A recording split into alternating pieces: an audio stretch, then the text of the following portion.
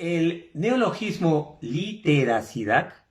mencionado en anteriores videos, nos ayuda a precisar la carga política que posee el uso de la escritura en sociedades periféricas como la peruana. Este concepto evita confundir el uso constatativo o referencial de la escritura con el uso realizativo o reflexivo de la misma. Escribir implica activar un uso del lenguaje que posee dos teleologías diferentes, dos finalidades distintas. La literacidad se orienta hacia los hechos y sucesos empíricos o constatados, buscando un efecto de realidad que posibilite su reconocimiento y tratamiento. La literariedad instaura hechos o sucesos imaginarios o fingidos como efectos de la destreza verbal o de la ficción. La noción restringida de la literatura define una redacción escrita con intención estética que pretende un efecto poético. La noción ampliada de la literatura define una escritura electrónica que asume una intención expresiva que busca un efecto fáctico. Esta precisión impide confundir la paja con el grano, pues si bien es cierto que la noción de literatura no define ninguna clase de propiedades constantes, esto no significa que sea imprecisa. Literatura constituye un concepto histórico y social, como hemos señalado antes, lo que significa que aunque cambia en el tiempo, su determinación funcional en cada momento permanece en su continuidad. A despecho de quienes creen ver en ella un término vago y, a la vez, conocido por el sentido común, para los estudiosos de la literatura, solo se puede comprender dentro de una tradición. Esta pertenencia le otorga el contexto adecuado para su uso y modela la experiencia que desencadena como subconjunto de la cultura a la que está adscrita. En tal sentido, escritura alude a una práctica social activada individualmente que tiene sentidos e implicancias diferentes para quienes la usan y donde lo hacen, pues, como he señalado en otros trabajos, no es lo mismo hacerlo en la periferia o en los márgenes, Lima, Managua, que en el centro de la hegemonía cultural dominante, Nueva York, Múnich.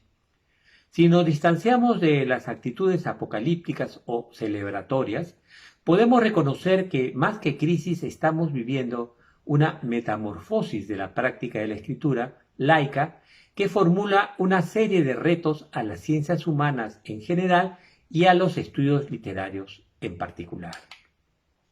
Cuestionamiento que desde mediados del siglo XX ha sido constante con la participación de intelectuales desde plurales enfoques o corrientes del pensamiento. Basta recordar al Sartre de ¿Qué es la literatura? 1948,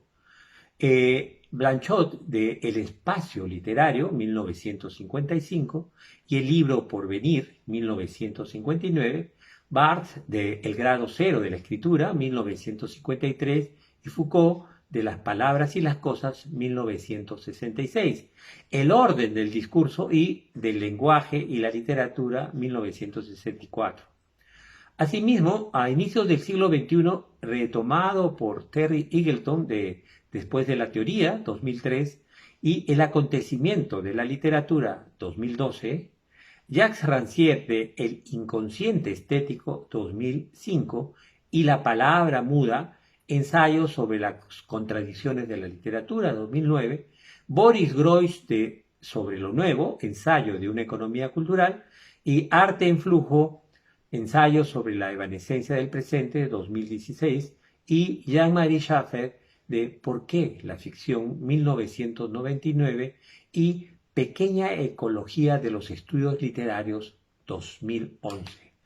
A propósito de este último crítico, coincidimos con su afirmación de que la supuesta crisis de la literatura esconde una crisis más real, la de nuestra representación erudita de la literatura, pues si acaso hay crisis, Se trata más bien de una crisis de los estudios literarios, triple crisis en realidad que afecta a la vez la transmisión de los valores literarios, el estudio cognitivo de los hechos literarios y la formación de los estudiantes de literatura. Sin embargo, no compartimos su evaluación global del proceso, pues considera que nada amenaza a la literatura ni al lugar que ocupa en la vida cultural en las generaciones actuales. Su juicio de que en cifras absolutas nunca se ha leído más obras literarias como en nuestros días, debido al hecho de que otros soportes como el cine aseguran ahora y en adelante una parte de sus funciones sociales anteriores, y nada indica que los lectores contemporáneos sean menos exigentes y sensibles que los lectores del pasado, nos parece erróneo o cándido, aunque explicable porque proviene de un filósofo, no de un crítico literario o analista de discursos. Precisamente, juicios hermenéuticos como estos, impresionistas y superficiales provenientes de la comunidad interpretativa, han proliferado como parte del proceso de estetización del mundo, estudiado por Lipovetsky y Serroy. Estos críticos hermenéuticos incluso han invadido el espacio literario académico con el desconcierto y la turbación de muchos integrantes del mismo, pero con la anuencia de otros encandilados porque pugnan por ser protagonistas mediáticos para la incorporación, por cualquier medio, de la creación verbal literaria en un espectáculo funcional a las ventas y a favor de un ambiente de exhibición determinado.